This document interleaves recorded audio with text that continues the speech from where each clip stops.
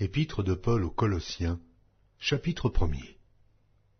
Paul, apôtre de Jésus-Christ, par la volonté de Dieu, et le frère Timothée, aux saints et fidèles frères en Christ qui sont à Colosse. Que la grâce et la paix vous soient données de la part de Dieu notre Père.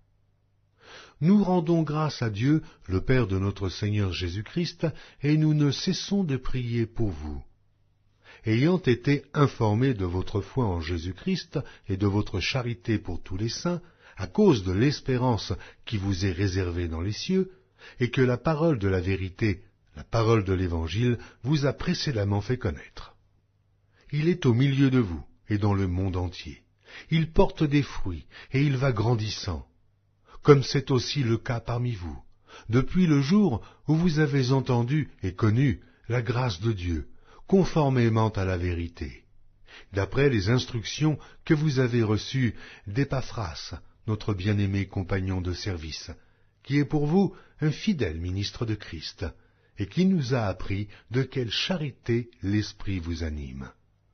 C'est pour cela que nous aussi, depuis le jour où nous en avons été informés, nous ne cessons de prier Dieu pour vous, et de demander que vous soyez remplis de la connaissance de sa volonté, en toute sagesse et intelligence spirituelle, pour marcher d'une manière digne du Seigneur et lui être entièrement agréable, portant des fruits de toutes sortes de bonnes œuvres et croissant par la connaissance de Dieu, fortifié à tous égards par sa puissance glorieuse, en sorte que vous soyez toujours et avec joie, persévérants et patients.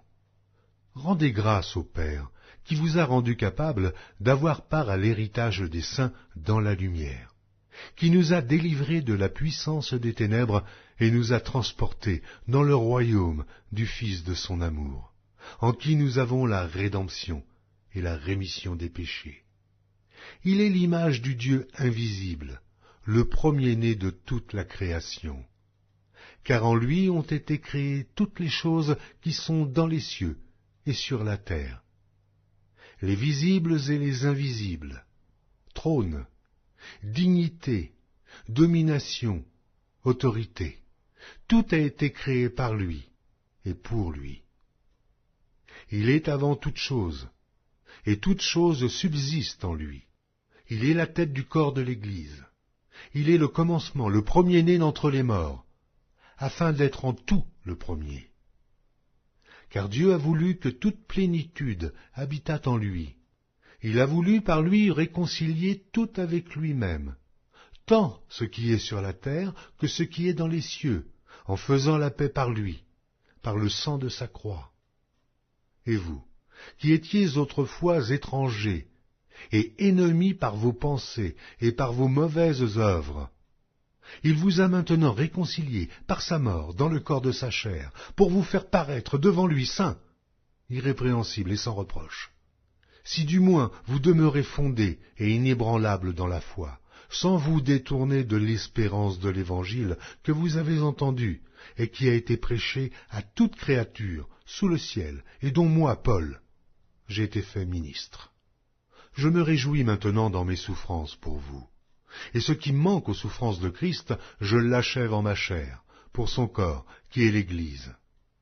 C'est d'elle que j'ai été fait ministre, selon la charge que Dieu m'a donnée auprès de vous, afin que j'annonçasse pleinement la parole de Dieu, le mystère caché de tout temps et dans tous les âges, mais révélé maintenant à ses saints, à qui Dieu a voulu faire connaître quelle est la glorieuse richesse de ce mystère parmi les païens, savoir Christ en vous, l'espérance de la gloire. C'est lui que nous annonçons, exhortant tout homme et instruisant tout homme en toute sagesse, afin de présenter à Dieu tout homme devenu parfait en Christ. C'est à quoi je travaille, en combattant avec sa force qui agit puissamment en moi. Épître de Paul aux Colossiens, chapitre 2. Je veux en effet que vous sachiez combien est grand le combat que je soutiens pour vous, et pour ceux qui sont à Laodicée, et pour tous ceux qui n'ont pas vu mon visage en la chair, afin qu'ils aient le cœur rempli de consolation, qu'ils soient unis dans la charité et enrichis d'une pleine intelligence, pour connaître le mystère de Dieu, savoir Christ. Mystère dans lequel sont cachés tous les trésors de la sagesse et de la science. Je dis cela afin que personne ne vous trompe par des discours séduisants. Car si je suis absent de corps, je suis avec vous en esprit, voyant avec joie le bon ordre qui règne parmi vous, et la fermeté de votre foi en Christ. Ainsi donc, comme vous avez reçu le Seigneur Jésus-Christ, marchez en lui, étant enracinés et fondés en lui et affermis par la foi, d'après les instructions qui vous ont été données, et abondez en actions de grâce.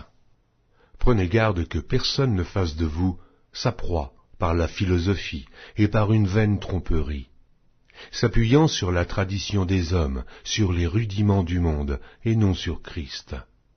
Car en lui habite corporellement toute la plénitude de la divinité. Vous avez tout pleinement en lui, qui est le chef de toute domination et de toute autorité. C'est en lui que vous avez été circoncis, d'une circoncision que la main n'a pas faite, mais de la circoncision de Christ, qui consiste dans le dépouillement du corps de la chair, ayant été enseveli avec lui par le baptême.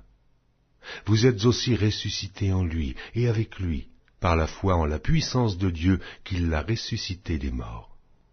Vous qui étiez morts par vos offenses et par l'incirconcision de votre chair, il vous a rendus à la vie avec lui, en nous faisant grâce pour toutes nos offenses. Il a effacé l'acte dont les ordonnances nous condamnaient et qui subsistait contre nous, et il l'a détruit en le clouant à la croix. Il a dépouillé les dominations et les autorités, et les a livrées publiquement en spectacle, en triomphant d'elles par la croix. Que personne donc ne vous juge au sujet du manger ou du boire, ou au sujet d'une fête, d'une nouvelle lune ou des shabbats. C'était l'ombre des choses à venir, mais le corps est en Christ. Qu'aucun homme sous une apparence d'humilité et par un culte des anges ne vous ravisse à son gré le prix de la course, tandis qu'il s'abandonne à ses visions et qu'il est enflé d'un vain orgueil par ses pensées charnelles, sans s'attacher au chef, dont tout le corps, assisté et solidement assemblé par des jointures et des liens, tire l'accroissement que Dieu donne. Si vous êtes morts avec Christ au rudiment du monde, pourquoi, comme si vous viviez dans le monde, vous impose-t-on ces préceptes? Ne prends pas, ne goûte pas, ne touche pas, préceptes qui tous deviennent pernicieux par l'abus, et qui ne sont fondés que sur les ordonnances et les doctrines des hommes. Ils ont, à la vérité, une apparence de sagesse, en ce qu'ils indiquent un culte volontaire, de l'humilité et le mépris du corps. Mais ils sont sans aucun mérite et contribuent à la satisfaction de la chair. Épître de Paul aux Colossiens, chapitre 3. Si donc vous êtes ressuscités avec Christ, cherchez les choses d'en haut, où Christ est assis à la droite de Dieu. Affectionnez-vous aux choses d'en haut, et non à celles qui sont sur la terre, car vous êtes morts, et votre vie est cachée avec Christ en Dieu. Quand Christ, votre vie, paraîtra, alors vous paraîtrez aussi avec lui dans la gloire. Faites donc mourir les membres qui sont sur la terre, l'impudicité, l'impureté, les passions, les mauvais désirs et la cupidité qui est une idolâtrie. C'est à cause de ces choses que la colère de Dieu vient sur les fils de la rébellion, parmi lesquels vous marchiez autrefois, lorsque vous viviez dans ces péchés. Mais maintenant, renoncez à toutes ces choses, à la colère, à l'animosité, à la méchanceté, à la calomnie, aux paroles déshonnêtes qui pourraient sortir de votre bouche. Ne mentez pas les uns aux autres, vous étant dépouillés du vieil homme et de ses œuvres, et ayant revêtu l'homme nouveau, qui se renouvelle dans la connaissance, selon l'image de celui qui l'a créé. Il n'y a ici ni grec, ni juif, ni circoncis, ni incirconcis, ni barbare, ni chite, ni esclave, ni libre, mais Christ est tout et en tous. Ainsi donc, comme des élus de Dieu, saints et bien-aimés, revêtez-vous d'entrailles de miséricorde, de bonté, d'humilité, de douceur et de patience. Supportez-vous les uns les autres, et si l'un a sujet de se plaindre de l'autre, pardonnez-vous réciproquement. De même que Christ vous a pardonné, pardonnez-vous aussi. Mais par-dessus toutes ces choses, revêtez-vous de la charité, qui est le lien de la perfection. Et que la paix de Christ, à laquelle vous avez été appelés pour former un seul corps, règne dans vos cœurs, et soyez reconnaissants. Que la parole de Christ habite parmi vous abondamment. Instruisez-vous et exhortez-vous les uns les autres en toute sagesse, par des psaumes, par des hymnes, par des cantiques spirituels, chantant à Dieu dans vos cœurs sous l'inspiration de la grâce.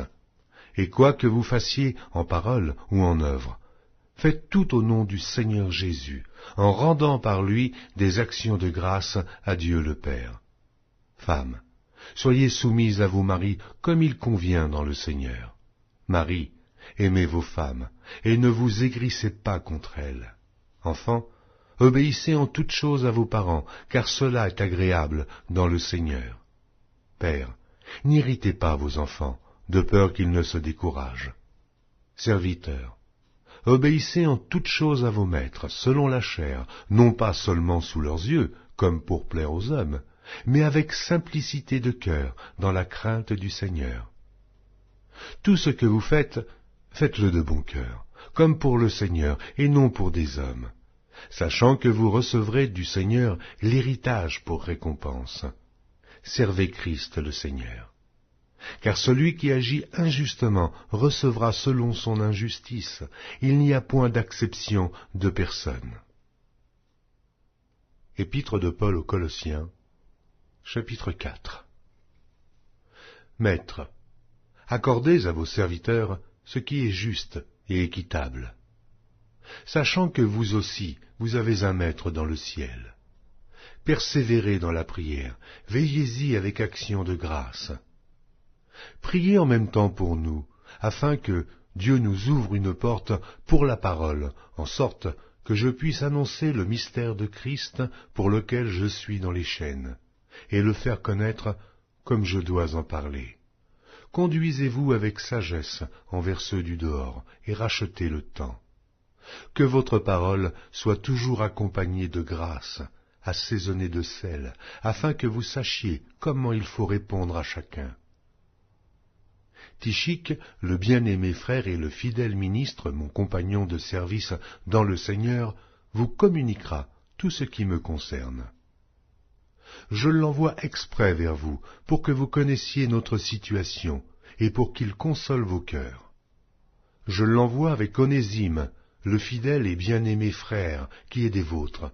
Ils vous informeront de tout ce qui se passe ici. Aristarque, mon compagnon de captivité, vous salue, ainsi que Marc, le cousin de Barnabas, au sujet duquel vous avez reçu des ordres. S'il va chez vous, accueillez-le. Jésus, appelé Justus, vous salue aussi. Ils sont du nombre des circoncis, et les seuls qui aient travaillé avec moi pour le royaume de Dieu, et qui aient été pour moi une consolation. Épaphras, qui est des vôtres, vous salue. Serviteur de Jésus-Christ, il ne cesse de combattre pour vous dans ses prières, afin que, parfait et pleinement persuadé, vous persistiez dans une entière soumission à la volonté de Dieu. Car je lui rends le témoignage qu'il a une grande sollicitude pour vous, pour ceux de Laodicée et pour ceux d'Hiérapolis. Luc, le médecin bien-aimé, vous salue, ainsi que Démas. Saluez les frères qui sont à Laodicée, et Nymphas, et l'Église qui est dans sa maison. Lorsque cette lettre aura été lue chez vous, faites en sorte qu'elle soit aussi lue dans l'Église des Laodiciens, et que vous lisiez à votre tour celle qui vous arrivera de Laodicée. Et dites à Archippe, prends garde au ministère que tu as reçu dans le Seigneur, afin de le bien remplir. Je vous salue, moi, Paul, de ma propre main. Souvenez-vous de mes liens, et que la grâce soit avec vous.